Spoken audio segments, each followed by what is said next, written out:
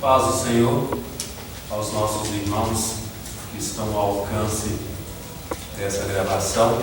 Nós somos gratos a Deus pela oportunidade que nos é dada de estarmos aqui mais uma vez com vocês, aprendendo um pouco sobre a preciosa palavra do nosso Senhor e Salvador Jesus Cristo.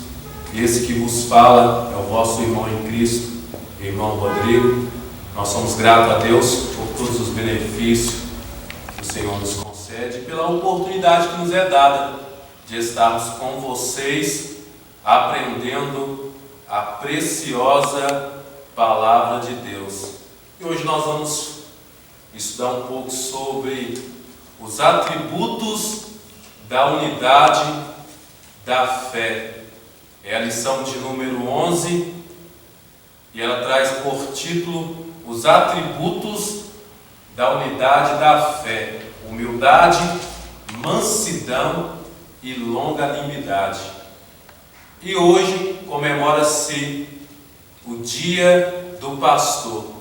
Que Deus abençoe os nossos pastores, todos aqueles que são defensores da causa do Senhor. Que a boa mão de Deus alcance a vida de vocês. E deixe-me apresentar os nossos irmãos que estão conosco aqui, nos ajudando a desenvolver esse trabalho. Está conosco o nosso irmão Wagner, um dos professores que compõem o quadro da Escola Bíblica Dominical aqui da subsede. O nosso irmão Tiago, que serve a Deus na congregação do bairro Liberdade, também professor da Escola Bíblica Dominical. A nossa irmã Ana Paula, também que compõe o quadro de professores da Escola Bíblica Dominical da nossa subsede em Sazedo. E é isso. Hoje nós vamos estudar a lição de número 11, que traz como textual ou texto de ouro, que diz assim: rogo-vos, pois eu, o preso do Senhor, que andeis como é digno da vocação com que fostes chamado. Carta aos Efésios, capítulo de número 4, versículo 1. A verdade prática nos diz o seguinte: a unidade da igreja depende de que os crentes evidenciem no cotidiano a humildade, a mansidão e a longanimidade.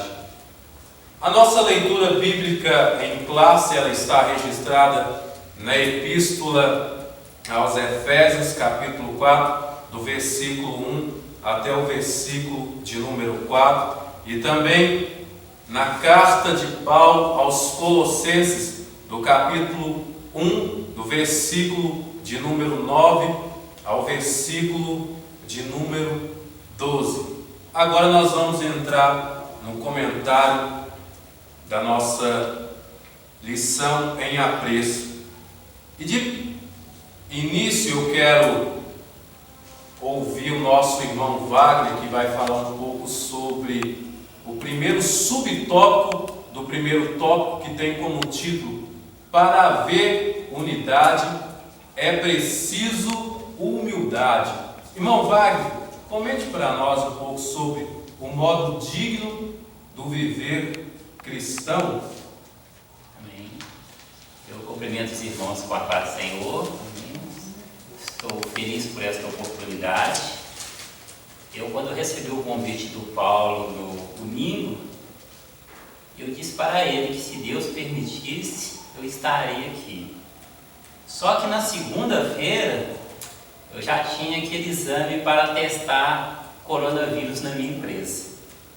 E se eu desse positivo para aquele exame, eu teria que me afastar da empresa, teria que me afastar da igreja, dos trabalhos da igreja, teria que me isolar da minha família. E para piorar, as pessoas que trabalham ali ao meu redor, todos testaram positivo. Foi aí, irmãos, que eu fiz o seguinte: eu coloquei a minha esperança no Senhor, eu coloquei a minha confiança no Senhor. E hoje, irmãos, para a honra e glória dele, eu posso estar aqui com os irmãos falando desse amor, né? Dessa graça que o Senhor nos deu, né? De confiar nele e ele fazer tudo pelos seus. E você talvez tenha uma necessidade muito grande, irmãos. Faça o seguinte: confia no Senhor, espera no Senhor, porque grandes coisas Ele fará em sua vida. Olha aqui, irmãos. Nesta lição, nós vamos ver as 3 qualidades da unidade. Mas que unidade é essa, né? Que tem essas qualidades como a humildade, a mansidão, a longanimidade. Esta unidade, a gente pode ver ela em João, capítulo 17, 21, onde Jesus disse assim: para que todos sejam um, como tu, ó Pai, o és em mim, e eu em ti, que também eles sejam um em nós, para que o mundo creia que tu me enviaste.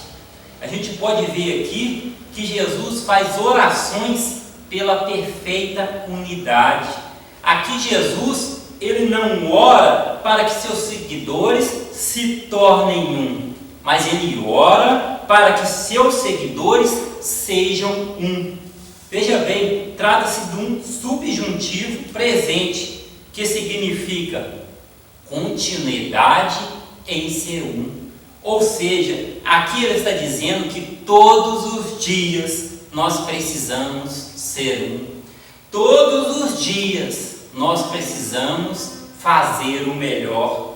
E o melhor é o nosso relacionamento com Deus. É buscar intimidade com o Pai todos os dias. O melhor é a nossa atitude em virtude à palavra de Deus. Oh, aleluia, glória a Deus, aleluia. E vamos falar aqui desse subtópico que fala do modo digno do viver cristão, que diz assim: a condição geral do crente é o destaque dessa seção da carta, e o apelo apostólico é para que os crentes andem de modo digno de vocação. Aqui Paulo está dizendo, está fazendo um convite para todos os crentes de Éfeso, para que eles andem dignos à salvação que eles receberam por Cristo.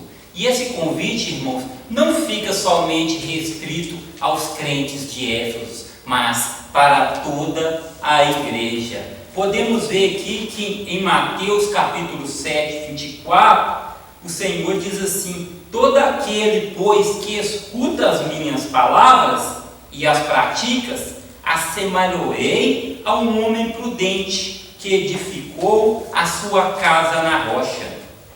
No versículo 21, diz assim também: nem todo o que diz Senhor, Senhor, entrará no reino dos céus, mas aquele que faz a vontade do meu Pai que está nos céus.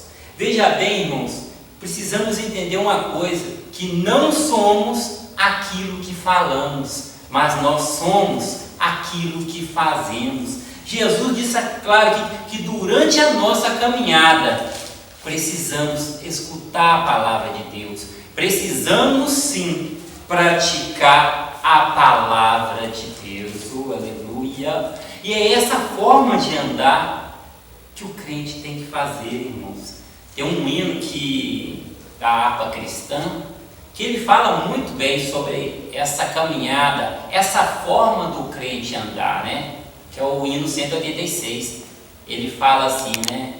Pela fé que uma vez me foi dada, para seguir o Cordeiro de Deus, pela graça de Deus enviada, andarei com valor lá nos céus. Quero andar de valor em valor e seguir a Jesus, meu Senhor, até que um dia eu receba nos céus a coroa que me dará Deus. Oh, aleluia, né? Esse compositor, ele foi muito inspirado por Deus, né, irmãos? A gente pode ver aqui que ele fez um compromisso com Deus. Ele está dizendo que do céu, da graça de Deus, ele recebeu um valor. Oh, aleluia! E ele vai andar com esse valor, em valor, até chegar nos céus. Ele não está dizendo que ele vai fazer isso por um tempo determinado. Ele está dizendo que ele vai andar de valor em valor até entrar nos céus, até receber a coroa da justiça. Oh, aleluia, glória a Deus, aleluia. E que valor é esse, irmão, que o crente precisa ter? A gente pode ver que Paulo mencionou que essas virtudes essenciais, que é a humildade, a mansidão e a longanimidade. Que Deus abençoe. Muito bem explicado pelo nosso irmão Wagner. E prosseguindo na nossa escola bíblica dominical, na nossa lição, eu queria perguntar à nossa irmã Ana Paula, onde é que a humildade aparece como virtude, irmã? Pai do Senhor, para os irmãos presentes, aos que nos assistem por meio dessa transmissão, receba a paz de nosso Senhor. A humildade ela é vista como uma virtude, quando nós vemos essa palavra, significado de excelência moral e o significado de humildade, baixeza, vileza. A pessoa que tem essa virtude na sua vida, ele tem características de submissão, de modéstia e reconhece a sua posição de inferioridade. Então nós sabemos que para os pagãos da época, ser humilde não era tido como uma virtude, mas era tido como uma fraqueza de caráter.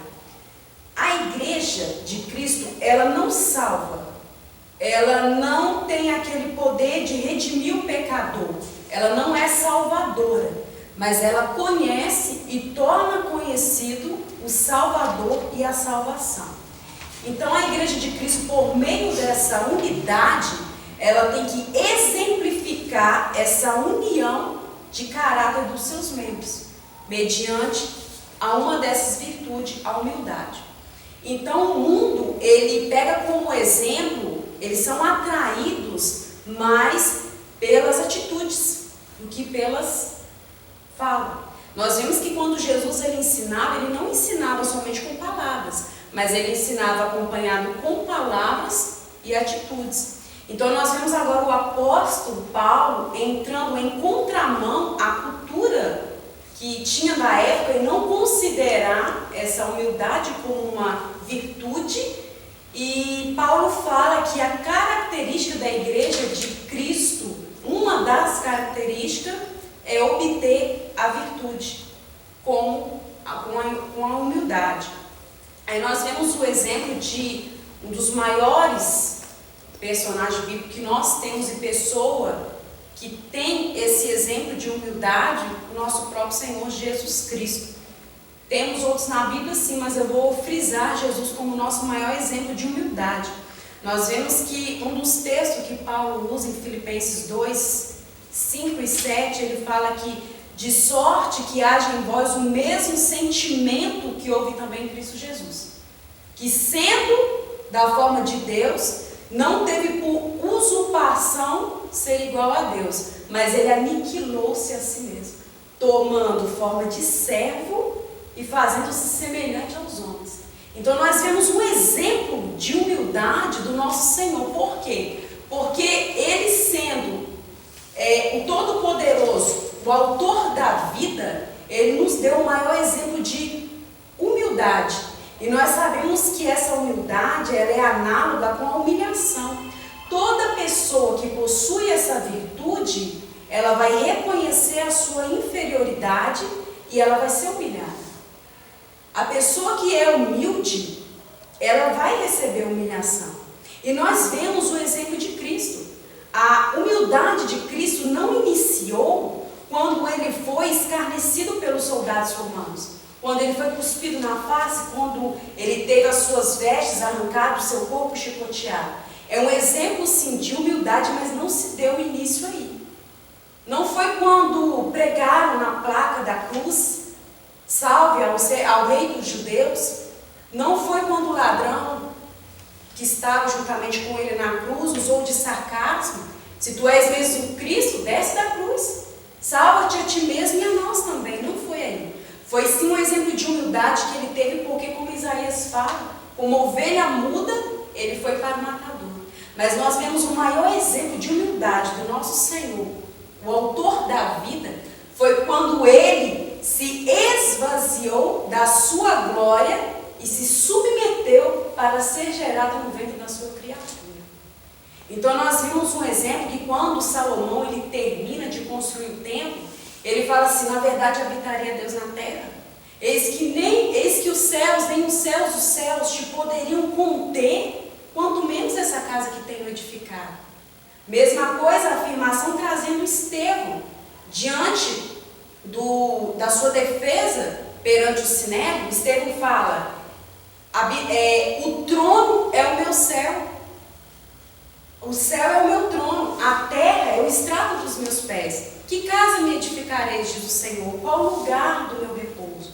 Então nós vemos um exemplo de humildade de Cristo, que ele sendo o Senhor dos senhores, o autor da vida, ao ponto de Salomão falar que nem os céus dos céus o comportaria, ao ponto de Estevão falar que o céu era o teu trono e a terra era o descanso dos teus pés, ele se esvaziou para ser gerado no ventre da sua criatura. Aí nós vemos esse exemplo de humildade tão maravilhoso, por quê? Porque o ventre de Maria não comportaria a grandeza desse Deus, mas ele se fez humilde. Ele não usurpou, ele não usou como posso dizer, dos seus privilégios que ele tinha lá no céu, aqui na terra, mas ao contrário, ele abdicou de toda a sua glória para poder ser gerado no ventre da sua criatura. Agora, um exemplo de humildade: ele foi gerado nesse ventre, ele foi batizado por um pecador, ele serviu as pessoas menos privilegiadas da sociedade, ele serviu a prostitutas, ele serviu a leprosos, ele lavou os pés dos seus discípulos e desceu ao mais baixo nível, ao ponto de morrer em uma morte de cruz, que era considerada uma morte maldita, né? Então nós vemos o exemplo de humildade do nosso Senhor. E é tão interessante que, lamentavelmente, hoje, há muitos crentes que não têm buscado essa virtude, né? Nós vemos o exemplo que, ao contrário de Cristo, o exemplo maior de humildade é a sua própria criação. Nós vemos o exemplo no Jardim do Éden, quando Eva, sendo tentada pela serpente, ela falou com a serpente que não poderia comer do fruto, porque se ela comesse, ela morreria. E a serpente falou com Eva: certamente você não vai morrer, porque Deus sabe que o dia que você comer do fruto, se abrirão seus olhos e você será igual a Deus. Aí nós vemos o exemplo de humildade de Cristo, que não teve por usurpação, mesmo tendo a semelhança de Deus, mas a sua criatura usurpou. Aí o antônimo da humildade é a arrogância, né? Como fala em Provérbios 16, 18, a soberba precede a ruína e a altivez do espírito precede a queda. Então o papel do humilde, o significado da humildade, baixeza, inferioridade, a visão do humilde é de baixo para cima, ao contrário do arrogante, que a visão dele é de cima para baixo. Que o Senhor nos guarde, né, irmãos, de tratarmos o nosso próximo com desdém, simplesmente pela sua forma de se vestir. E é lógico que a humildade não está vinculada à forma da pessoa se vestir, não, isso é simplicidade, nós não podemos confundir isso, a forma até mesmo de falar. Nós estamos em um mundo que possui vários tipos de cultura, nós possuímos vários tipos de diferença, com idade, com sexo, com etnias, mas se nós estamos em Cristo, o Espírito de Deus, ele habita em nós. Então nós temos o nosso maior exemplo de humildade.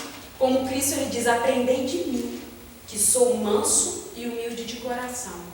E essa humildade de Cristo não era um espírito de autocomiseração, de pena de si mesmo, não.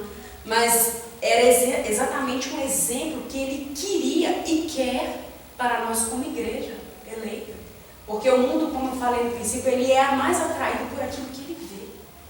Se a igreja prega que Deus ele é amor, a igreja tem que exercer o papel do amor.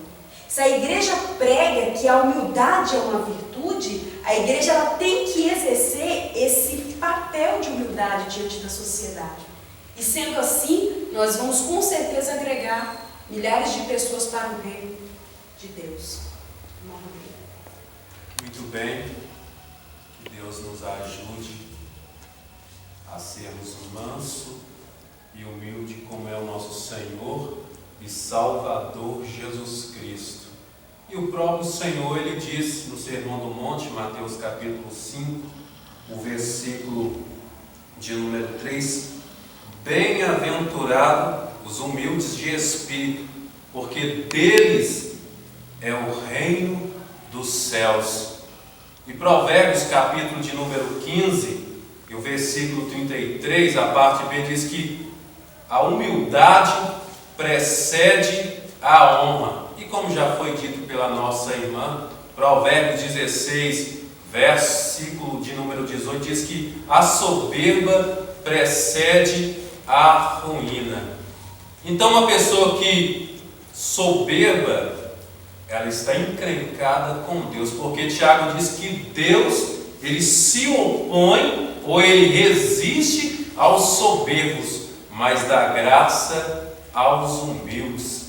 Que Deus nos liberte de todo o orgulho, de toda a soberba. E vamos aprender com o nosso Senhor e Salvador Jesus Cristo, que sendo Deus, não tem por usurpação ser igual a Deus. E um exemplo também que podemos pontuar aqui foi quando o nosso Senhor lavou os pés dos seus discípulos.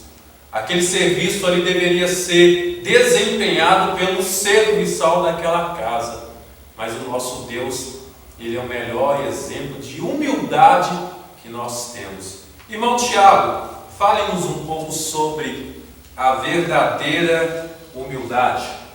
Também quero cumprimentar todos os irmãos também com a paz do Senhor Jesus, que os irmãos possam ser edificados nessa noite, nessa manhã com a palavra do Senhor. O nosso comentarista aqui, irmãos, ele foi muito feliz a destacar aqui que o que fica claro em Jesus e no ensino do apóstolo Paulo é que a pessoa humilde expressa a modéstia em oposição ao orgulho e arrogância. Uma coisa que eu quero pontuar com os irmãos aqui muito interessante é que Jesus, quando ele estava ali dando aquele sermão do monte, que é um sermão muito conhecido, ele vai falar algumas características ali dos servos do Senhor, das pessoas que vão entrar no reino de Deus. Ele fala, uma passagem que me chama a atenção, que ele fala: bem-aventurado os humildes de espírito, porque deles é o reino dos céus. É interessante que os valores do reino de Deus, ele é oposto ao mundo.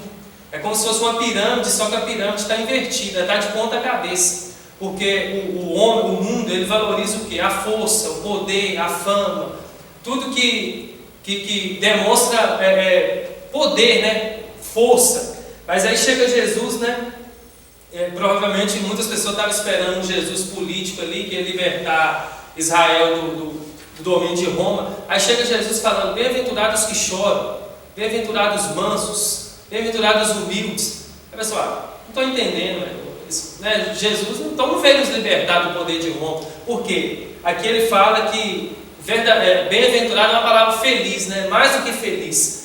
Não é a pessoa que vai pela força. Os discípulos, eles demoraram um pouco a entender isso, porque eles discutiam às vezes: quem de nós é o maior? E Jesus provou para eles que estava errado isso. Não, quem quiser ser o maior vai ser o menor. Na verdade, no reino de Deus, quando maior a sua posição, você deve humilhar mais, você deve descer mais. Então, ele nos dá esse exemplo. Ele mesmo, como os irmãos já pontuou aqui muito bem, é o maior exemplo de humildade. Então, o que é essa pessoa humilde de espírito? É a pessoa que reconhece que sem Deus ele não é nada, reconhece a sua fraqueza, ele tem um conhecimento de Deus e de si próprio. Então, é como eu estava hoje analisando aquele centurião, que Jesus ia na casa dele e falou: Senhor, ele era um homem de autoridade, ele era um homem importante. que ele era uma pessoa que mandava muitas pessoas. Eu falei, não, Senhor, eu não sou digno que o Senhor vá no meu telhado, não, o Senhor entra não. Diga só apenas uma palavra que meu servo vai ser curado. Então aquele homem ali era uma pessoa humilde, porque mesmo ele sendo uma pessoa de autoridade, ele viu, não, Senhor, o Senhor é tão importante, eu não sou nem digno que o Senhor entra lá. Só uma palavra, acabou, vai resolver o problema. Então, isso é aquela pessoa, por isso que Jesus ele dá um choque para os fariseus, essas pessoas na época, porque eles viviam uma vida de aparência. Eles queriam ser glorificados pelos homens, então eles queriam muitas das vezes ser afamados. Então Jesus fala, não, bem-aventurados os limpos de coração. Tudo começa internamente. Então essa humildade, ela vem o quê? Quando a pessoa ela recebe o Senhor Jesus, quando a pessoa tem uma mente transformada, é regenerada pelo Espírito Santo, que a pessoa pode ter essa humildade. Não é uma coisa que está em nós, intrínseca apenas em nós. Se o Espírito Santo não operar essa mudança, a pessoa não consegue ser manso, humilde. Então, quando Jesus fala essas características ali, bem-aventurados os mansos, bem-aventurados os humildes. Por quê? Aquelas pessoas ali, dos tais é o reino do céu, a pessoa que já teve um encontro com Jesus, que foi transformada. Então, a verdadeira humildade é isso aí. Ela provém do verdadeiro conhecimento de Deus e do correto conhecimento de nós mesmos. Quando eu sei quem Deus é e quem eu sou, eu tenho que me humilhar. Eu sei que eu não sou nada. Então, se a gente olhar as pessoas que tiveram um encontro com Jesus, por exemplo, tiveram assim viu a glória de Deus, por exemplo, Isaías, no capítulo 6, quando ele viu Deus, ele prostrou e falou, oh Deus, tem misericórdia, eu estou perdido, eu sou um pecador. Ele viu a grandeza que Deus é e a vileza que ele é. Ele falou, Senhor, eu sou um homem de impuros lábios, eu habito num povo de impuros lábios. Eu vi a glória de Deus, eu vi Deus. Então ele se quebranta, ele humilha. Então quando a pessoa tem esse encontro com Deus, não tem outra forma da pessoa a não ser a pessoa se quebrantar, a pessoa vê, porque Deus é luz. A luz, ela serve para expor as trevas. Então quando eu me achego a Deus e a luz de Deus me ilumina, eu vejo tão pecador que eu sou, então eu me prostro. Então por isso que a Bíblia fala, bem-aventurados os pobres em espírito, uma tradução aqui, a primeira tradução RA, a revista atualizada, ela fala bem-aventurados os humildes, já usa essa palavra, outras vai falar pobres. Às vezes a pessoa pode pensar assim, é pobre, então a pessoa que é pobre, ele vai ter o reino de Deus. Não está falando essa pobreza financeiramente, é a pobreza de espírito, a pessoa que vê assim, oh meu Deus, eu não tenho condição nenhuma de me salvar por mim mesmo, eu sou um pecador, eu preciso do Senhor. Essa humildade que a Bíblia está falando, quando a pessoa vê que ele é um miserável pecador, que ele não tem condição alguma de fazer nada para se salvar, então ele volta para Deus humildemente, ele se prostra, ele chega como aquele leproso que chegou e prostrou diante de Deus, Senhor, se o Senhor quiser, o Senhor pode me tornar limpo, o Senhor pode me purificar. Ele veio com toda a humildade, ele não reivindicou nada, não. O Senhor tem como o Senhor me curar aqui? Não, ele chegou humildemente. Então a pessoa a verdadeira humildade, ela é expressa nisso. A pessoa vê, ele olha para Deus, ele olha para si mesmo. Então ele olha também para o próximo. Lá em Filipenses, Paulo vai falar isso. Não atentando a pessoa para o que é próprio dele, mas também do outro. Então essa unidade da igreja, por que a virtude que promove a unidade cristã é o quê? É a humildade. Por quê? Eu não vou atentar somente para mim, eu vou olhar para o meu irmão. Eu vou ver a necessidade do meu irmão. Então, o próprio Deus, quando ele distribui os dons espirituais, ele visa o quê? O aperfeiçoamento dos santos. Não é que a pessoa fala, não, tenho todos os dons, eu sou o melhor aqui da igreja. Não. Tudo visa o quê? A unidade, o crescimento unânime, uniforme da igreja. Então, ele visa o bem de todos. Então, nós também devemos pensar assim. Eu vou deixar aqui para os irmãos uma meditação. Os irmãos vão ver um exemplo negativo disso aqui. Lá em 3 João, depois os irmãos podem meditar em casa, havia um homem lá que chamava Diótrefes, e ele é um exemplo negativo. Lá em 3 João 9, 3 João 9, fala assim, escrevi alguma coisa à igreja, mas Diótrefes, que gosta de exercer a primazia entre eles, não nos dá acolhida. Então, João ele escreve uma carta para a igreja, mas tinha esse líder lá que chamava Diótrefes, que a Bíblia fala que ele queria a primazia, ele queria ser o primeiro. Então, ou seja, ele viu os outros líderes, irmão, como uma ameaça. Não, então vai tomar meu lugar. Então, não vou nem receber os irmãos. Ele não recebia os irmãos. Um exemplo negativo de que não estava promovendo a unidade. Então Paulo, aí ele vai falar depois, elogiando Gaio, né? Ele fala, não, irmãos, nós não devemos copiar o que é mal, mas sim o que é bom. Por quê? Deus, ele colocou todos os judeus e gentios num corpo só, mas não quer dizer que eu sou o pastor, o líder, eu sou melhor que todo mundo, não. Eu sou o serviçal, né? Jesus deixou esse exemplo, ele veio, ele falou assim, eu não vim para ser servido, eu vim para servir. Né? Ele veio para dar a vida por nós. E ele poderia, né? Ele se despiu da sua glória, ele ali se tornou forma de servo, por quê? Para o bem de todos nós. Olha que exemplo, né, Rodrigo? Um homem que tinha tanta glória, o poder dele, ele abdicou de tudo isso, deixou de lado aqui, para o bem de pecadores, pessoas simples, pessoas que estavam ali mortas em ofensas e pecados. Ele visou o bem de todos. Então, nós não deveríamos fazer isso também, né? Às vezes deixar o orgulho de lado, a ambição de lado, para promover o bem, a unidade das pessoas, né? das pessoas, o bem espiritual, o crescimento espiritual. Então, a verdadeira humildade é isso. É a pessoa ver que, se Deus me colocou em certa posição, não é para mim me gloriar. A pessoa humilde, né? Como a irmã da Paula bem pontuou aqui, não é a pessoa que anda rasgada, a pessoa que... Isso não é humildade. Humildade, ela parte de dentro. Ela é uma virtude, né? É uma coisa uma transformação de Deus, que eu passo a olhar as coisas de outra forma. Eu passo a olhar meu irmão com mais amor. Eu vejo a necessidade do meu irmão, vou lá e estendo a mão para ele. Isso é amor, né? E tudo tem que ser o quê? Em amor, né? Quando Paulo vai escrever lá falando sobre o amor, que o amor ele tudo suporta, tudo espera, tudo crê. Ele não faz o mal, o amor faz o bem. E a pessoa humilde, né, que foi transformado por Jesus, ele quer ajudar as pessoas, ele olha para o irmão. Então essa é a verdadeira humildade, irmãos. Então nós devemos seguir isso, né, esse maior exemplo aqui, que é o próprio Senhor Jesus. Então enquanto a ambição e o preconceito arruína a unidade da igreja, a genuína humildade a edifica. Jamais o orgulho prevalece no coração de alguém que conhece a Deus e a si mesmo. Então se nós quisermos, né, ter uma igreja sempre unida, abençoar, nós devemos ser humildes, né? Olhar um para os outros, ajudar um ao outro, porque assim nós vamos estar, né, seguindo o exemplo de Jesus, né? Que Jesus ele fez isso por nós. Amém? Deus abençoe os irmãos. Deus abençoe, que o Senhor ele nos ajude, meus irmãos, a verdadeiramente sermos humildes.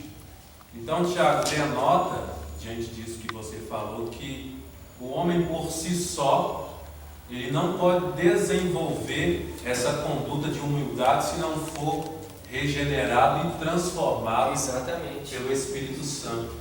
Aqui o Rodrigo, só para finalizar aqui, o nosso comentarista foi até muito feliz em falar isso, que ele fala aqui, entretanto é importante ressaltar que essa e as demais virtudes são produzidas pelo Espírito Santo que habita no crente.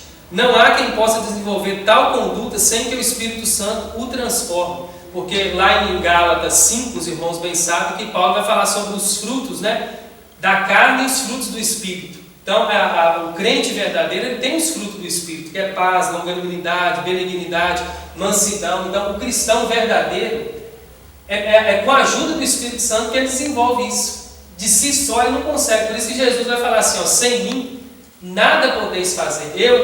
Nós cristãos, para a gente dar fruto, a gente tem que estar ligado à videira. A videira é Cristo. Nós somos apenas os ramos, mas a seiva ela flui de Cristo. O poder emana de Cristo. Então, eu de mim mesmo, com meus esforços, eu não consigo. Não consigo ser manso, não consigo ser humilde, porque a nossa tendência, a nossa natureza adâmica, pecaminosa, ela tende ao egoísmo. Ao egoísmo, à avareza, quando alguém me faz mal, eu ir lá e vingar, pagar na mesma moeda. Mas Jesus vai ensinar o contrário. Não. Jesus, quando alguém xingava ele, batia, ele não revidava, ele era humilde. Então, a pessoa que está revestida de Cristo, ligada à videira, ele vai ter uma conduta assim também. Mas de si só, se a gente for olhar, por isso que a Bíblia fala para a gente andar no Espírito e não na carne. Porque se a gente andar na carne, se alguém pisar no meu pé, qual é a minha tendência natural, o homem natural? Ir lá e pisar no pé também. Brigar no trânsito, bater, porque essa é a nossa tendência natural. Mas a pessoa que está controlada pelo Espírito Santo, por isso que é importante a pessoa buscar os dons espirituais, mas buscar também o fruto do Espírito. Porque a pessoa ser cheia do Espírito Santo, às vezes a pessoa confunde. pessoa pensa assim, a pessoa cheia do Espírito Santo é a pessoa que mais grita, mais pula. Não.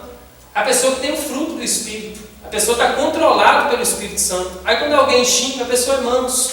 A pessoa perdoa, a pessoa ama. Isso é uma pessoa que evidencia que ela é cheia do Espírito Santo. Então, esse comentarista aqui, ele foi muito feliz ao destacar isso aqui, que essas virtudes, sem o Espírito Santo, sem Deus, sem a ajuda de Deus, é impossível o homem praticar. Que o Senhor nos ajude, né, meus irmãos? O Espírito Santo de Deus nos ajude a desenvolvermos essa virtude que é a humildade.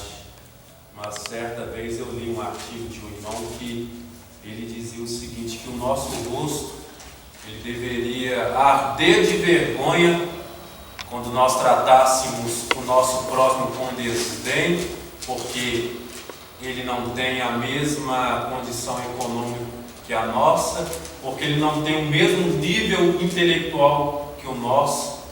Que Deus tenha misericórdia da nossa vida e que Deus arranque de nós todo sentimento que não provém dele.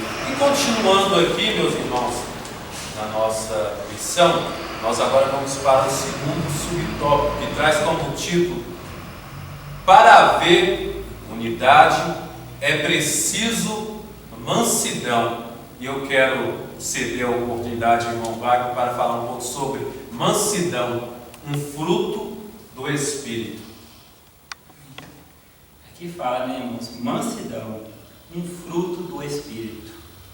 Mas antes de falar de mansidão, eu queria explicar um pouquinho para os irmãos o que é o fruto do Espírito. Veja bem, o fruto do Espírito é uma seleção de virtudes produzidas pelo Espírito Santo na vida daqueles que foram feitos novas criaturas. Ou seja, o fruto do Espírito é uma unidade formada em 9 partes. E a mansidão é uma dessas partes. E veja bem, irmãos, mansidão transmite o conceito de ternura, gentileza, cortesia e paciência. Essa qualidade é listada nas Escrituras como um dos aspectos do fruto do Espírito. A mansidão é um estado que deriva da humildade.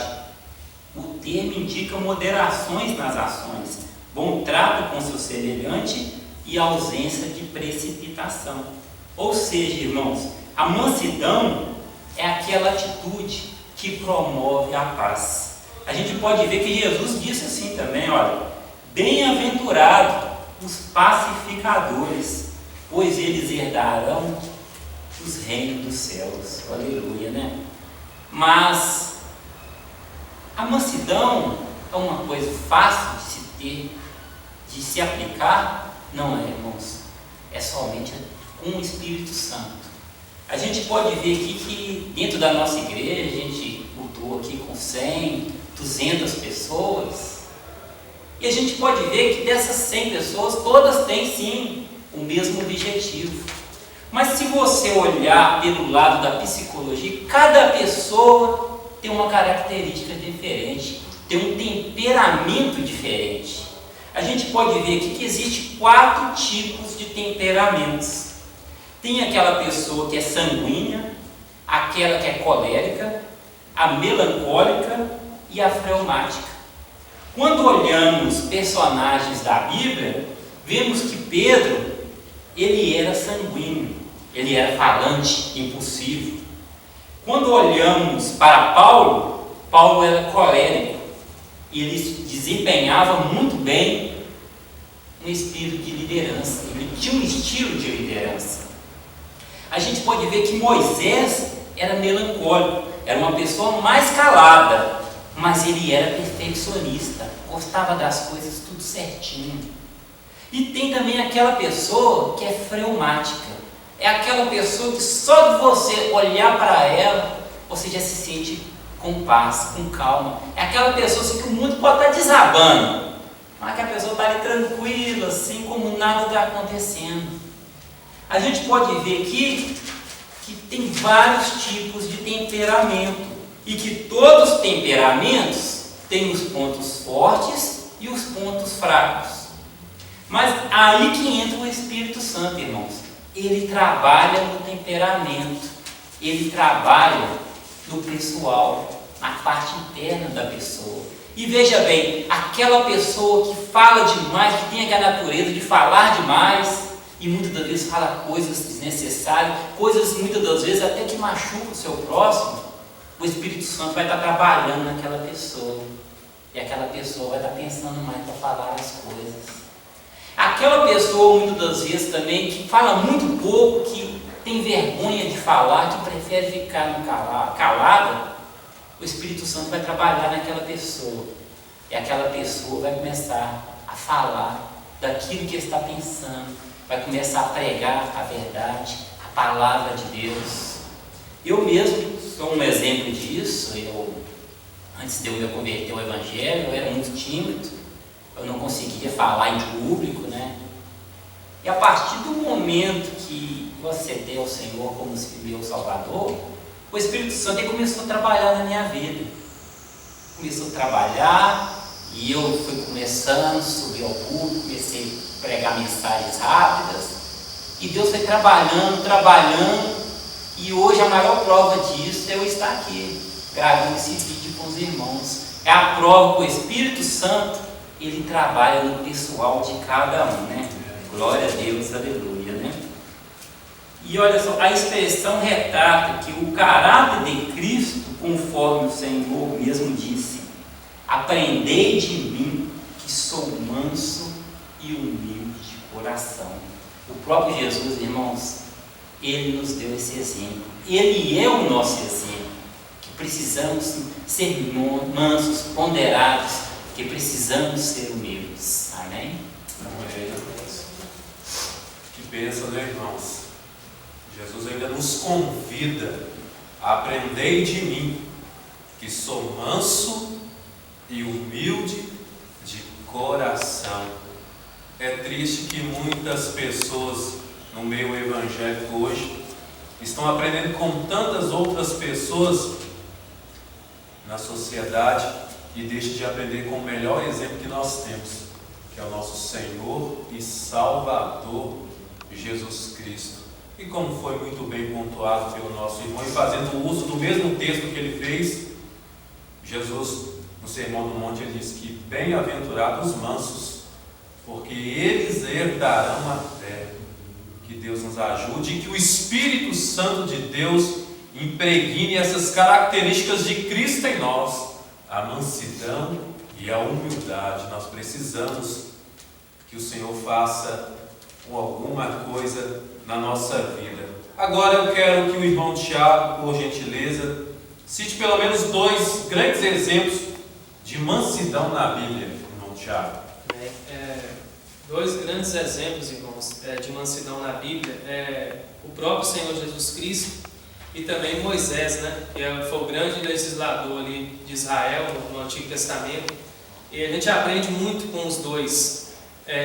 Vou começar falando de Moisés, né? Moisés, os irmãos sabem que ele passou muita luta ali com o povo de Israel no Egito, né? Depois que o povo saiu do Egito, o povo murmurava muito, o povo fez muita raiva em Moisés, mas a gente não vê Moisés irado com o povo muitas vezes. Moisés, ele ora, né? Uma coisa que eu quero pontuar aqui, um parêntese aqui, sobre o que não é ser manso. Muita gente pensa assim, a pessoa ser manso é aquela pessoa que aceita tudo. Ser manso não é às vezes a pessoa ser mole, ficar impassível diante dos problemas. Que a gente vai ver que quando Moisés está ali no monte, né, e Deus dá as tábuas da lei para Moisés, quando Moisés desce no monte, o povo está adorando o bezerro. Moisés, o que ele faz? Ele quebra as tábuas. Ele não fica impassivo aquilo ali. Por que Moisés ficou irado naquela hora e quebrou? Porque o povo estava o quê? O povo estava andando em desacordo com a palavra de Deus. E Moisés era manso, sabe? Eu falo que ele era o homem mais manso da terra. Mas ele amava tanto a Deus, ele tinha tanto zelo por Deus, que ele sentiu ali como se o que Deus estava sentindo. Ele irou e quebrou aquela tábua ali. Depois ele pegou o bezerro e fez pó do bezerro. Jesus também, quando ele estava ali no templo, ele chega ali no templo e a Bíblia fala que ele estava fazendo ali comércio da casa de Deus, um lugar que era a casa de oração. Ele estava fazendo ali venda, né, vendendo. O que Jesus faz? Jesus manso, mas ser manso não quer dizer que você é aquela pessoa que você tolera o erro, né? Porque Jesus, aí os discípulos lembrou que o Salmo fala assim: o zelo da tua casa me consumirá. Jesus ficou tão irado com aquilo ali, vendo a casa de Deus tão entregue ali aos cambistas, que Jesus fez um chicote e expulsou os cambistas dali. E olha que Jesus era manso, mas o quê? Então, só um parênteses aqui para os irmãos entenderem também que mansidão não é você ser impassivo, né? Ser aquela pessoa tolerante com o erro. Então, geralmente a pessoa mansa, ele pode ser manso, mas quando você vê uma coisa que Deus desagrada a Deus, você também vai tomar uma atitude, de como Jesus tomou, como Moisés tomou. Então, mas Jesus, irmãos, e Moisés, dois exemplos que a gente deve seguir. Porque Jesus também, ele intercede pelos seus inimigos, né? Quando Jesus está na cruz ali, e eles estão ali zombando de Jesus, Jesus fala assim: ô Pai, perdoa eles não sabem o que faz. Olha que exemplo, né? Uma pessoa que estava ali, as palavras daquela ali, às vezes estava sendo mais amargosa do que aquele fel que Jesus estava tomando. Muitas pessoas, você é filho de Deus, desce da cruz, né? Quantas palavras amargas que Jesus sofreu ali, e Jesus orou por eles. Né? Olha que mansidão, né? A pessoa que é pacífica, a pessoa mansa ali, que não quer briga, não quer. Ô Pai, perdoa eles não sabem o que faz. Jesus viu, quando Jesus entra em Jerusalém, ele via que Jerusalém não soube aproveitar o tempo, o tempo que chegou, e Jesus chora pelos pecadores, Jesus chorou pelos perdidos. Quando as pessoas ofendiam ele ficava calado. Né? Muitas das vezes ali, quando Jesus foi chicoteado ali, o poder dele poderia fulminar todo mundo. Mas ele foi humilde, ele foi manso, né? Como Isaías vai falar que, né, como ovelha muda, né? Ele foi até o final, sem abrir a boca.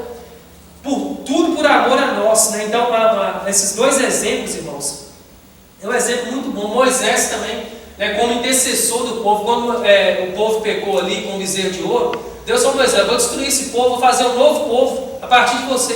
Eu falo: Senhor, não faço isso não. Se o Senhor for fazer isso, risca o meu nome do livro da vida. Moisés, ele orou pelo povo, ele foi um intercessor do povo, né? Isso mostra o quê? Amor também, né? Mansidão e amor pelo povo. Então, irmãos, esses dois exemplos devem nos levar a fazer isso, amar mais, né? Esse tempo agora de pandemia tem mostrado para nós, né, sobre a fragilidade que a gente a fragilidade da vida. Então, vamos amar mais, ser mais manso. Às vezes, essa mansidão aqui também entra também o quê? Às vezes no próprio convívio, na nossa família. Às vezes uma pessoa ali, num momento de raiva, te faz uma raiva, né, que seja mais brando. Às vezes a palavra ali pode ferir, né, uma pessoa, um cônjuge, um pai, uma mãe, né? Então a gente aprende isso com Jesus. Jesus, quando alguém provocava ele ficava às vezes calado, não revidava, porque a palavra, às vezes, por isso que a Bíblia nos alerta, a gente está pronto a ouvir e tardio para falar, porque num momento de ira, né, não quer dizer que a pessoa não vai irar. A Bíblia fala: irai se não pequei. É da natureza humana a gente irar.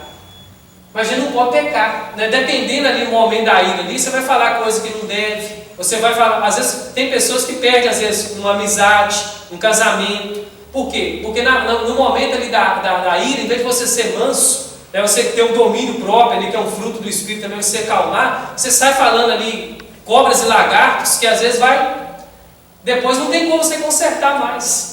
Então, que nós devemos aprender com esses dois homens, né? Jesus, que é o nosso maior exemplo, né, de mansidão, de humildade, e também Moisés, que mesmo sofrendo ali com as agrúrias ali no deserto, com o povo reclamando: Moisés, esse pão aqui, nós estamos cansados desse pão, nós vimos voltar para o Egito. Moisés, muitas das vezes, ele, né, intercedia pelo povo, ele foi paciente, ele foi ali longano com aquele povo, igual Deus também é longano conosco. Então, que venhamos aprender com esses dois exemplos aqui da palavra de Deus. Só para finalizar aqui, a mansidão, Charles Spurgeon, um pregador inglês, fala assim que ela não é uma virtude, ela é graça. Ninguém é naturalmente manso. É por isso que eu volto a frisar aqui, irmãos, sobre a nossa dependência de Deus. Da gente ter os frutos do Espírito, a pessoa ser um verdadeiro crente, convertido. Por quê? Quando você é um crente verdadeiro, Deus, ele vai te lapidando, ele vai te formando, né? A gente, antes da gente vir para Jesus, é como se a gente fosse um diamante bruto.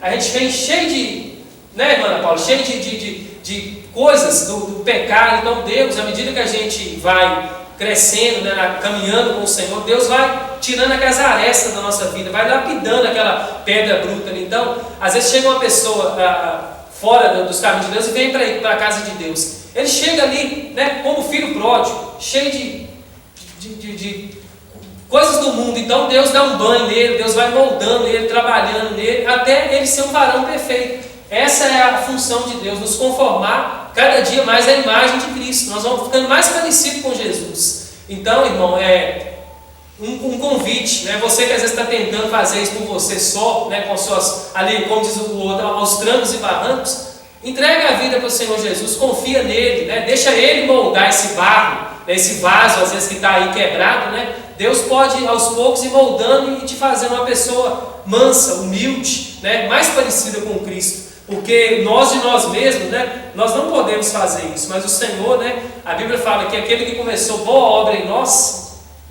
né, Ele vai acabar ela, né, ele vai trabalhando até nós chegar no ponto que Ele quer, amém? Então você deixe-se moldar por Deus, que Deus vai te fazer um vaso novo nas mãos dEle, em nome de Jesus. Amém. Que bênção, meus irmãos. Essa nossa natureza adâmica que herdamos de Adão, ela precisa ser subjugada pelo Espírito Santo.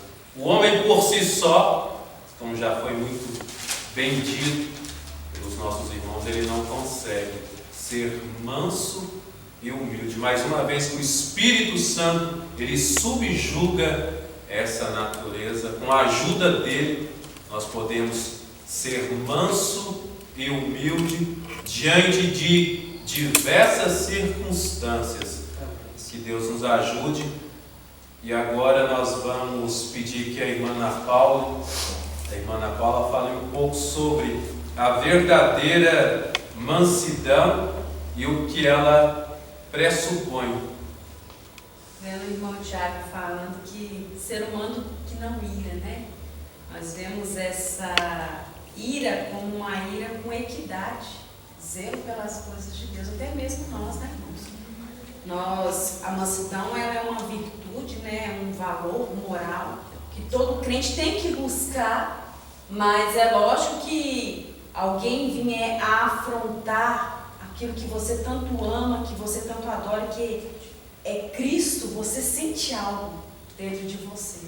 Então é essa ira com equidade, zelo pelas coisas do Senhor. E nós vemos que a mansidão, ela é o resultado da verdadeira humildade. É interessante que dessas 3 virtudes citadas nessa lição, nós não vemos a humildade como fruto do Espírito em Gálatas, mas nós sabemos que ela está intrínseca com a mansidão. Porque só se pode dizer que a pessoa ela é mansa se primeiro ela for humilde. Por quê? Porque a humildade vai levar a pessoa a ser humilhada.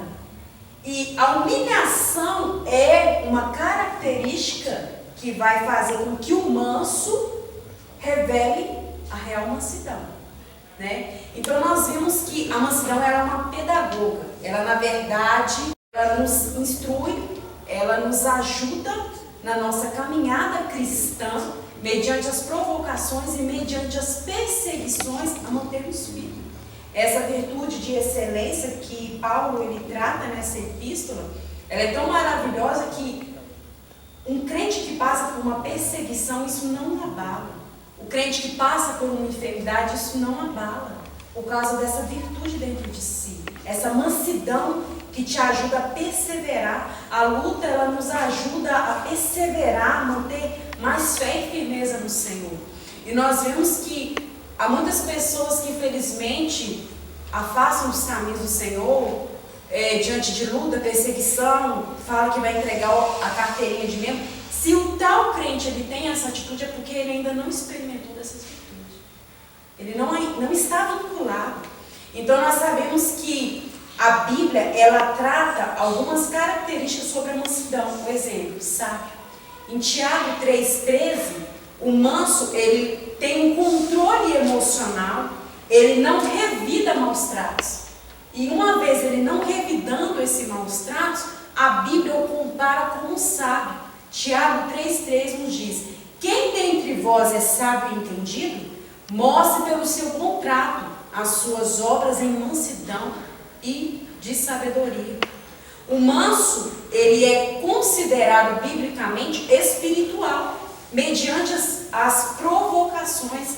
Gálatas 6:1. Irmãos, se algum homem chegar a ser surpreendido em alguma ofensa, vós que sois espirituais, encaminhai o tal, com o espírito de mansidão, olhando por ti mesmo, para que não sejais também tentado. O manso, biblicamente falando, ele tem um controle dentro de si, que ele não emite um juízo antecipado, como fala em Tito 3:2, que a ninguém infame, nem sejam contenciosos, mas modestos, mostrando toda mansidão para com todos os homens. O manso, ele não guarda dentro de si amargura, raiz de amargura, ressentimentos. Hebreus 12:15, tendo cuidado de que ninguém se prive da graça de Deus e de que nenhuma raiz de amargura brotando vos perturbe e por ela muitos se contaminam. Então, se o manso, ele tem todas essas qualidades, né, que os textos bíblicos nos traz, então o que nos pressupõe que a mansidão, de acordo com o subtópico 4, ela vai conciliar união, ela vai ter conciliação. A mansidão, ela não tem o objetivo de separar, mas ela tem o objetivo de unir. Então é uma característica que o manso, ele é na verdade o verdadeiro balde de água fria diante de uma fogueira. Quando o fogo está pegando, quando o negócio está para destruir, separar, pegar fogo mesmo, o manso, ele vem com um balde de água. Ele é tido como um pacificador. Aí nós vemos um exemplo bíblico, Abigail, mulher de Nabal. Quando Davi, ele manda 10 homens até Nabal, né? Mandou cumprimentar Nabal e fala a respeito se ele tinha algum alimento, né, para alimentar os seus homens.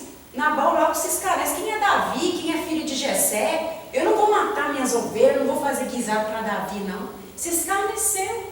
Então, de repente, aqueles homens voltam e falam com Davi. Davi fala assim: olha, tão certo como vive o Senhor, amanhã essas horas Nabal não é um homem vivo.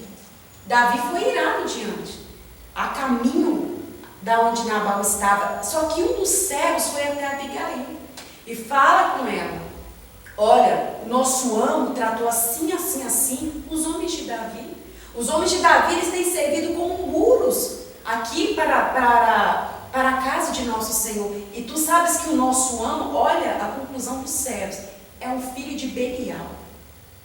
E o juízo está fora, vai vir. Abigail, ela podia ter aproveitado o ensejo, sabendo que ele era um homem maligno, o próprio marido, e falou assim: deixa vir me matar, é bom que eu fico viúva, isso não vale nada mesmo, não. Ela apaziguou a situação. Ela prepara todo o alimento, pede para um dos servos ir na frente e ela foi atrás. Um exemplo de mulher pacificadora, uma virtude exemplar de mansidão. Então, quando Abigail chega diante de Davi, Davi juntamente com seus 400 homens, ela já se prostra. Oh, meu Senhor, deixe que Deus julgue os teus inimigos. Deixe que o Senhor julgue os teus inimigos, pois tu sabes que Nabal, o seu nome já diz tudo, que significa tolo. E quando o Senhor dos exércitos honrar a ti, meu Senhor, lembre da tua serva. O que Davi fala? Bendito é o Senhor de Israel, Deus dos exércitos, e bendito és tu, mulher. Porque se não fosse tu, a essa tal hora, Nabal era um homem morto. Aí nós vemos um exemplo de pacificador. Aí, como bem frisado com o nosso irmão Tiago, nós vivemos em uma crise, em um contexto, crise sanitária, crise financeira e crise política. E nós vemos, infelizmente, crentes que precisam buscar mais essa virtude maravilhosa. Por quê? Porque são crentes que estão tendo postura completamente oposta daquilo que o Senhor requer para essa unidade, requer para a tua igreja. Nós vemos crentes desdenhando partidos políticos nas redes sociais, do lado de A, do lado de B, e nós vemos comentário, nós vemos afronta. Ao invés dos crentes serem os verdadeiros mansos, alguns, lógico, Ao invés de ser os verdadeiros baldes de água, não, eles têm exercido a história, né? Para o negócio pegar fogo. Nós não temos papel de mansidão nisso daí. Então, irmãos, que nós sim somos cidadãos, né, brasileiros, mas que venhamos exercer o nosso verdadeiro e real papel de cidadão, mas também de igreja eleita de Cristo. Porque quando Pedro ele foi preso, nós não vimos a Bíblia registrando que a igreja foi para a porta da prisão falar mal de A de B, falar mal do delegado da época, bater panela, fazer aquela arruaça na rua. Não, nós vemos que a igreja estava de joelho. Isso não mudou, irmãos. Que para o Senhor ele colocar em nós esse papel, essa virtude de mansidão, nós temos que buscar no joelho. É lógico que a nossa cultura, por mais que nós estamos nesse mundo, a nossa cultura como crentes e salvos na pessoa bendita de Jesus Cristo, ela é completamente diferente da cultura desse mundo. Que venhamos exercer o nosso papel como pacificadores. O que é pacificador? É aquele que exerce a paz. É aquele que promove a paz em meio à guerra. Que venhamos estar no papel de unir as partes, não de separar. Aí o autor frisa algo muito importante no subtópico 4, fala assim, ó, se todos os crentes de cada igreja desenvolvessem a virtude da mansidão, o espírito conflituoso desapareceria. Infelizmente é uma realidade isso daqui, mas a obra da carne descrita por Paulo em Gálatas é uma realidade, infelizmente, dentro dos tempos. Mas a palavra de Deus fala, andai em espírito e não cumprireis a concupiscência da carne. Só que aquele que tais obras pratica, eles não herdarão o reino do céu. Que o Senhor nos guarde, meus irmãos. Amém, meus irmãos. Que bênção, né? Que o Senhor nos ajude. Muito bem pontuado pelos nossos irmãos. E para muitos é um desafio, né, irmãos? Permanecer manso diante de algumas circunstâncias. Mas é importante nós batermos mais uma vez nessa tecla, que com a ajuda do Espírito Santo é possível nós sermos mansos, independente da circunstância. Deus ele vai nos dar graça e nós vamos vencer no nome do Senhor Jesus, mediante a nossa entrega, né, voluntária ao Espírito Santo. Aí Deus vai tirando todo o resquício do diabo, todo o resquício que nós vimos quando vimos para o Evangelho. Que Deus nos ajude, meus irmãos, a nos portarmos com mansidão diante de alguma circunstância. Agora, caminhando para o término da lição, nós vamos agora para o subtópico de número 3, que traz como título: para haver unidade é preciso longanimidade para o exercício do perdão. E eu quero perguntar para o nosso irmão Tiago, qual é o sentido de longanimidade? Muito bem, meus irmãos. Longanimidade significa literalmente fôlego comprido ou lento à ira. É a paciência para a gente suportar as injúrias de outras pessoas, né? É um atributo de Deus que tolera pacientemente todas as fraquezas, não se deixando tomar pelas explosões de ira ou furor. Importante que o Espírito Santo nos capacita, né? Que esse é um fruto também do Espírito Santo, a longanimidade, né? A gente ser tolerante com as pessoas cuja conduta visa provocar-nos a ira. Uma coisa interessante que eu quero pontuar aqui também é o seguinte: muitas pessoas às vezes têm uma ideia da igreja assim, hoje existe muita gente assim que nem congrega mais, porque a pessoa fala assim, não vou naquela igreja não, porque lá está cheio de gente hipócrita, pastor, todo mundo lá é gente farinha do mesmo saco. Eu quero dizer uma coisa para você que pensa assim: a igreja ela é feita por ser humano, ela é uma igreja de Cristo, mas ela é de ser humano. Então você não vai encontrar uma igreja perfeita, uma igreja assim que não possa ter falha nenhuma. A igreja, por isso que a igreja aqui ela é militante, ou seja, ela está aqui militando, ela não foi glorificada ainda. Então, a gente tende a errar, a falhar, né? Às vezes você pode chegar um dia na igreja, alguém vai te cumprimentar, às vezes o irmão está um pouco preocupado, vai esquecer de te cumprimentar. Então, tem muitas pessoas, às vezes, que qualquer motivo é motivo da pessoa, não vou na igreja mais porque aquele irmão não me cumprimentou, aquele irmão não olha para mim.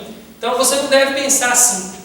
Aqui, a longanimidade é a capacitação que o Espírito Santo nos dá de quê? Quando alguém injuriar a gente, quando alguém... É você suportar essa pessoa, né? Aqui mesmo, no texto início que a gente leu aqui, Paulo aos Efésios, ele vai falar isso. Ó. Olha o que ele fala. O versículo 2, ó, com toda a humildade e mansidão, com longanimidade, suportando-vos uns aos outros em amor. Então, essa é uma virtude que o amor nos faz, o amor verdadeiro. Quando Paulo vai falar em Coríntios 13, ele vai falar sobre as virtudes do verdadeiro amor. Aquele amor ali não é o amor eros, não é o amor do homem para a mulher, é o amor ágape, é o amor de Deus, é o amor sacrificial, é aquele amor que você ama a pessoa, mesmo a pessoa não merecendo o seu amor. É isso, o amor ágape. É por isso que Paulo também vai falar assim, que o marido deve amar a mulher como Cristo amou a igreja. Como que Cristo amou a igreja? De forma sacrificial. A Bíblia fala que Deus prova o seu amor por nós, que Ele nos amou, né? Ele deu o seu Filho por nós, nós sendo ainda pecadores, nós não fizemos nada para merecer o amor de Deus. É um amor incondicional. Ele viu nós perdidos, mortos nos nossos pecados, Ele enviou o seu Filho. Isso é um amor sacrificial. Então, o amor verdadeiro, esse amor hoje que... eu estava até ouvindo uma mensagem sobre isso, que o amor hoje é uma palavra muito gasta e muito mal interpretada, porque muitas pessoas hoje, ele mata por amor e fala que ama. Não, eu estou matando essa pessoa porque eu amo tanto ela, então se ela não ficar comigo, ela não vai ficar com mais ninguém. Isso não é amor, irmãos. O amor, a Bíblia fala que ele tudo sofre, tudo espera, tudo crê, tudo espera, tudo suporta. O amor, a Bíblia fala, ele não faz mal ao próximo. O amor verdadeiro não faz mal. Então, nós devemos, essa longanimidade, que nós devemos suportar uns aos outros em amor, a Bíblia fala. Então, se há o amor, você vai perdoar, você vai suportar. Então, a longanimidade é isso. É você suportar o erro dos outros. Mesmo que o irmão não me cumprimente, mesmo que o irmão às vezes foi duro comigo, grosso comigo, eu perdoo ele. Por quê? Porque eu amo ele. Imagina quantos divórcios hoje poderiam ser evitados se houvesse o amor, se houvesse o perdão, né? Porque os próprios fariseus falaram com Jesus, não, mas Moisés deu carta de divórcio. Aí Jesus fala assim, não, pela dureza do vosso coração, né? O que motivava o divórcio? É a falta de amor, a dureza. Não, eu quero separar mesmo, não gosto dessa mulher mais, eu quero outra. Então, onde não há amor, há isso, há problema, há conflito.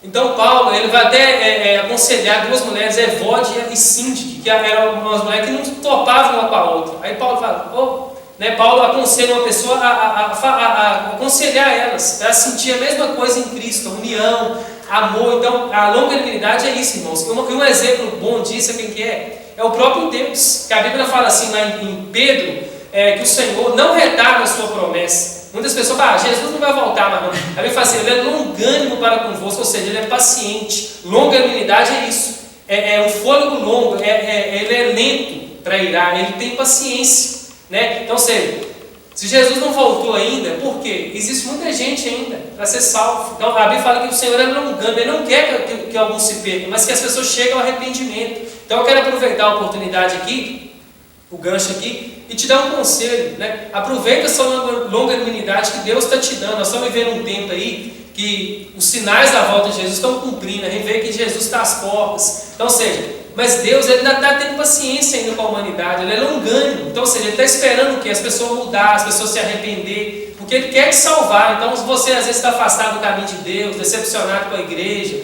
ou às vezes não ainda entrou, né, nessa aliança com Deus, não firmou ainda um pacto com Jesus, aproveita isso, meu amigo, essa longanimidade, esse fôlego de vida que Deus ainda está te dando, para você o quê? Entrar para essa família também de Deus. Você pode ser salvo, basta você crer no Senhor Jesus, arrepender dos seus pecados. Deus ele está como o pai ali do filho pródigo, está de braços abertos, né, esperando ali pacientemente. Olha quanta paciência que Deus teve no tempo de Noé, né? Até mesmo aquele povo ali de Sodoma, né? Dando oportunidade para Ló, a sua família sair dali, porque Deus ele é longânimo, Ele é um Deus de amor, Ele é um Deus que ira, um Deus que manda o juízo, mas é o quê? Ele é um Deus longânimo, Ele é paciente, Ele avisa antes de fazer a conta. Então, ou seja, ele está avisando aí, ó, devido a esse coronavírus, os sinais, ele está avisando, ó, estou vindo, estou voltando, arruma sua casa, muda de vida, aceita Jesus. Então, ou seja, aproveita essa oportunidade, porque o Senhor, Ele é paciente. Lá tem um salmo que fala que o Senhor ele é lento, né? Ele é lento em irar, mas Ele é grande em benignidade.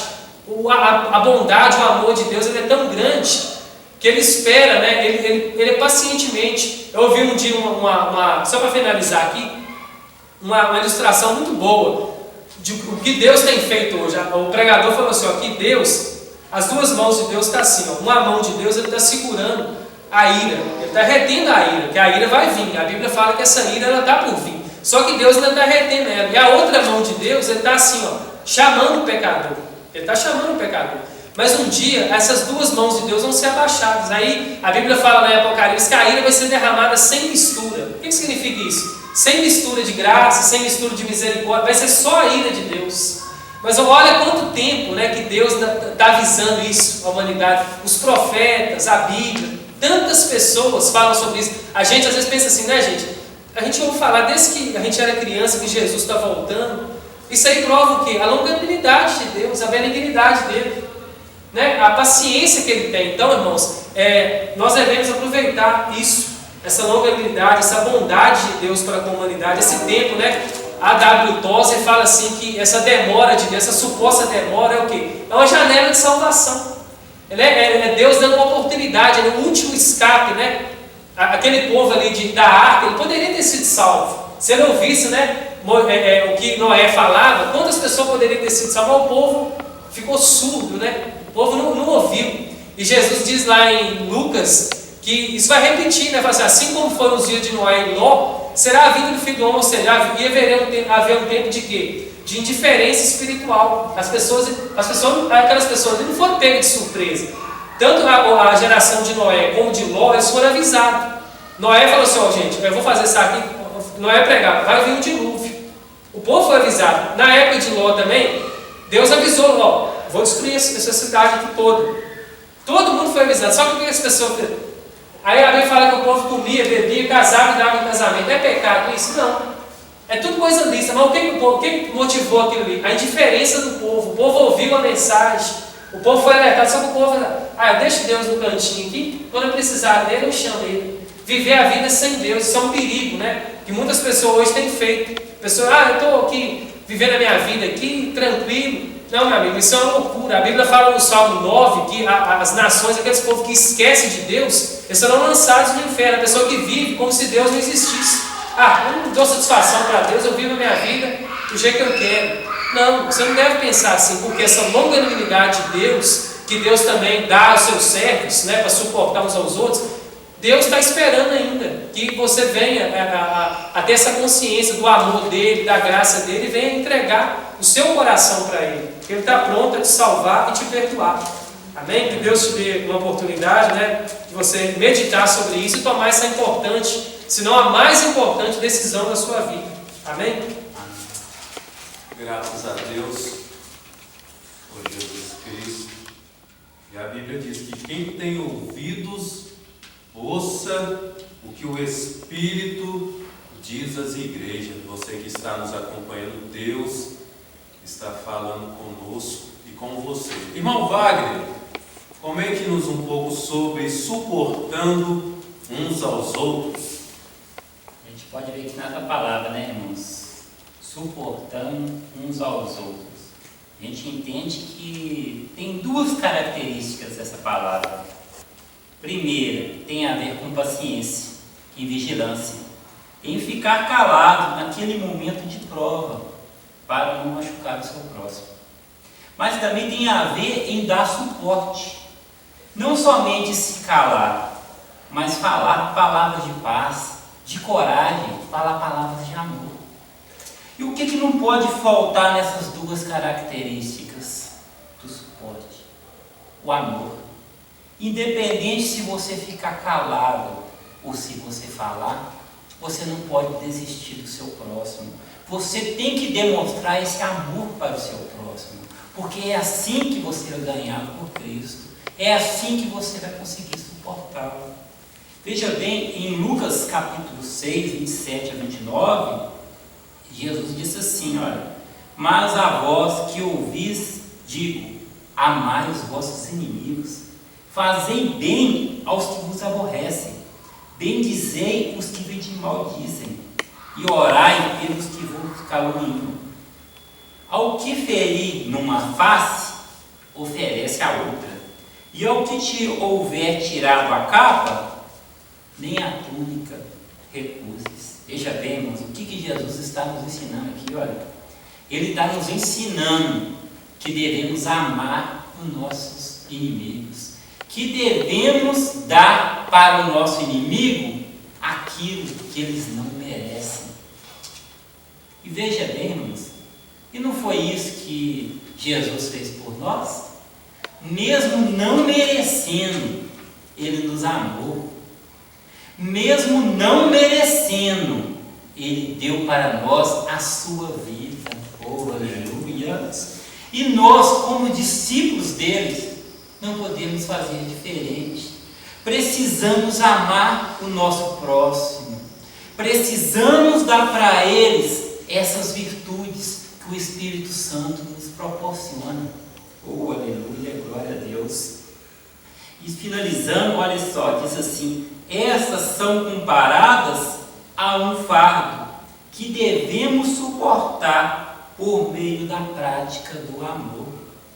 Durante a nossa caminhada, irmãos, é normal enfrentarmos batalhas, termos dificuldades para fazermos a obra do Senhor, porque aquilo ali é uma guerra espiritual, não é uma coisa fácil. Temos que carregar, sim, um grande fardo, um grande peso. Mas eu tenho uma palavra para você, irmãos, uma palavra boa. Você não está sozinho, oh, aleluia. Jesus Cristo está contigo e Ele vai ajudar a você carregar este fardo. Amém? Aleluia. Louvado seja o nome do nosso Deus. Que bênção, né, irmãos?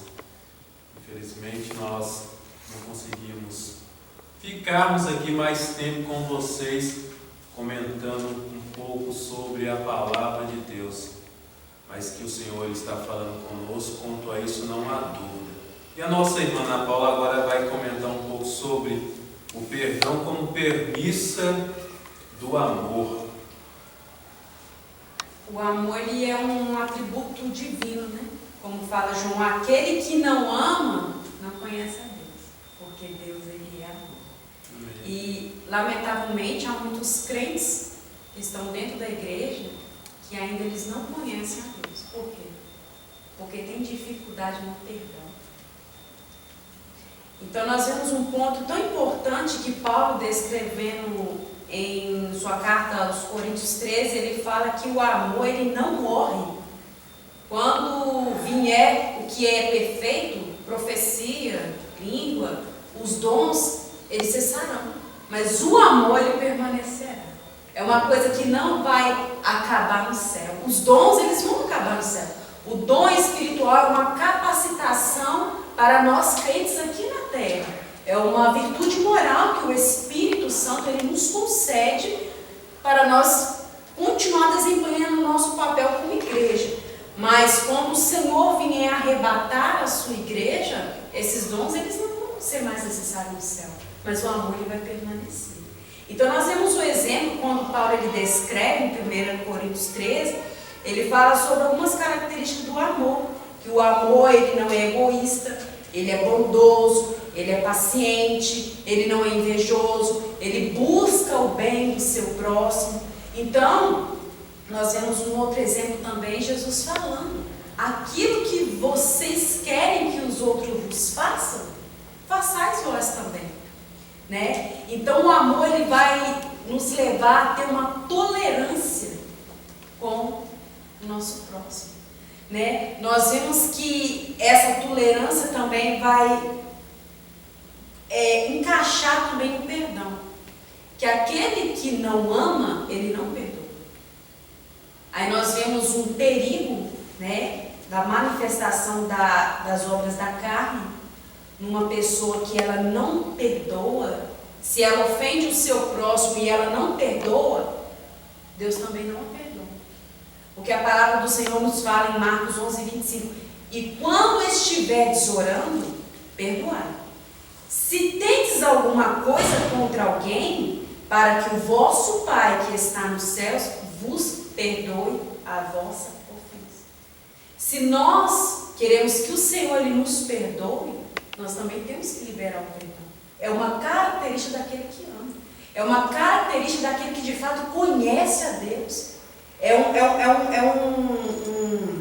Como posso dizer, é uma evidência que nós somos o verdadeiro e o real santuário cristão, como nós já aprendemos nas lições do domingo passado. Aquele que não perdoa, Deus, ele rejeita até a sua oferta. A palavra do Senhor nos fala em Mateus 5:24, deixa ali mesmo diante do altar a tua oferta, e primeiro vai reconciliar-te com o teu irmão, e depois volta e apresenta a tua oferta. Ou seja, irmãos, é perdoando e sendo perdoado. É aquilo que Jesus havia falado em Mateus 7. Aquilo que vocês querem que as pessoas vos façam, façais vós também. Vocês querem ser perdoados? Perdoem. Vocês querem que a pessoa te tratem bem, com mansidão, com humildade? Tenham bem essas evidências na sua vida. Aí o autor ele frisa mais algo importante, assim como ele havia frisado no último tópico. No último subtópico, o terceiro, fala assim, ó, quando esse estilo de vida é adotado pelos crentes, acabam-se as disputas nas igrejas. Então nós vemos que, desde o início da lição, não só o autor da lição, mas Paulo, ele usa essa epístola doutrinária, falando a respeito da importância do fruto do Espírito como evidência da salvação do crente. Existem pessoas que possuem dons espirituais, sim, mas sem fruto. Existem pessoas que falam línguas, que têm o dom de profecia, que impõe a mão e o enfermo ele é curado, mas ele não exerce dentro de si, a virtude da mansidão. Não são mansos. Você quer conhecer a característica dessa virtude? Pisa no pé de uma pessoa. Quando ele fala assim, você sabe com quem você está falando? Você sabe quem eu sou? Aí evidencia se há de fato essa virtude de mansidão, essa virtude de humildade e de amor. Então a palavra de Deus, como eu falei no princípio, ela, para nós evidenciarmos que somos salvos na pessoa bendita de Jesus Cristo, uma das evidências está relacionada ao perdão. E é algo que vai lançar, infelizmente, irmãos, isso é uma realidade, algo que vai lançar muito crente no inferno, raiz de amargura, falta de perdão. Como muito bem frisado foi pelo irmão Tiago, Deus ele está permitindo esse contexto nele para nós revermos a nossa atitude, irmão Tiago. Será que eu não preciso consertar algo, né, irmão Vai? Nas nossas vidas. Irmãos, nós não somos perfeitos. Nós não podemos falar que não somos imperfeitos, iramos, somos falhos. Muitas das vezes falta a humildade na nossa vida, muitas das vezes nos falta também a mansidão na nossa vida, mas quem nos molda diariamente é o Espírito Santo. E se nós queremos entrar no céu, precisamos pedir todos os dias e fazer a oração do salmista. Cria em mim, ó Deus, um coração puro e renova dentro de mim um espírito reto. Que o Senhor te abençoe. Volta a palavra, irmão. Amém. Deus continue nos abençoando. Que a partir de agora, se nós não adotamos esse estilo de vida, que nós possamos adotar. Que verdadeiramente o Espírito Santo de Deus venha trabalhar no nosso caráter e que essas características sejam impregnadas em cada um de nós. Eu quero agradecer aos nossos irmãos, que Deus continue abençoando vocês, que vocês continuem sendo esse instrumento na mão do nosso Senhor e Salvador Jesus Cristo. E eu quero me despedir dos nossos irmãos. Até uma próxima oportunidade, se assim Deus nos permitir. Que Deus abençoe. Fique com o nosso Senhor e Salvador Jesus Cristo.